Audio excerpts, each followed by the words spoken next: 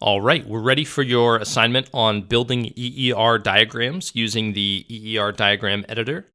For this assignment, Emily, the owner of the online learning school, is coming to you because she'd like a better visual representation of her database so that she can share it with new employees and start to scale the business up.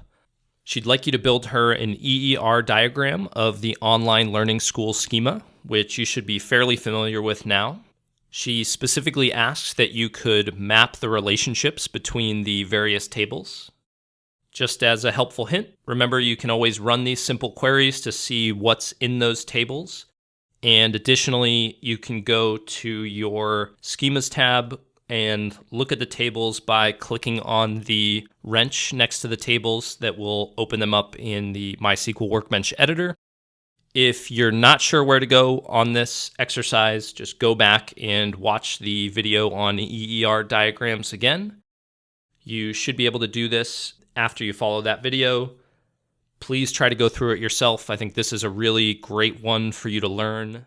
And this is a skill that you'll really want to take with you throughout your career, as it really helps you get up to speed on new databases that you might be exposed to in the future.